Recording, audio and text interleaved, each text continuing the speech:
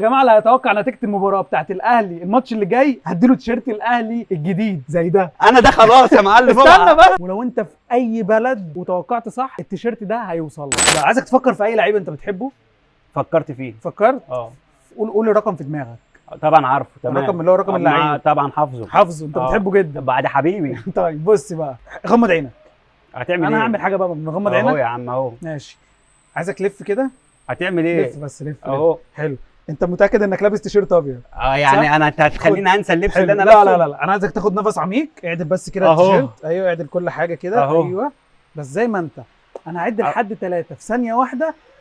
افتح 1 2 3. فتح كده عينك. ايه ده؟ التيشيرت ثانية ازاي ده؟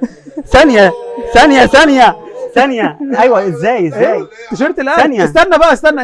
انت عايزك تقول لهم انت اخترت ايه؟ هم عارفين طبعا. لا قول لهم. انا عملت تيت عشان خاطر مش عايز حد يعرف انتوا توقعوا في الكومنتات. ايه هيبقى صح يعني؟ لف كده اهو. اقلع خالص اهو. اقلع. هو الساعة بس من غير بس ما توري لهم التيشيرت. ايوه اهو. ثانية استنى اهو والله. لا انا عايز اراجع كاميرات المكان. ليه؟ استنى لا استنى لا مش هينفع اراجع كاميرات المكان. هقول لك عشان انا قلت لك التيشيرت انا كان انا هاخد التيشيرت هجيب لك التاني. بس عايز اقول حاجه للناس الاول. يا جماعه اللي هيتوقع نتيجه المباراه بتاعت الاهلي الماتش اللي جاي هديله تيشيرت الاهلي الجديد زي ده. انا ده خلاص يا معلم. استنى بس خد. طب يا جماعه واللي هيتوقع الرقم بتاع التيشيرت ده كام برضه هديله تيشيرت. فكله يخش يتوقع في الكومنتات الماتش اللي جاي هيخلص كام عشان خاطر ياخد تيشيرت ويلحق الاول.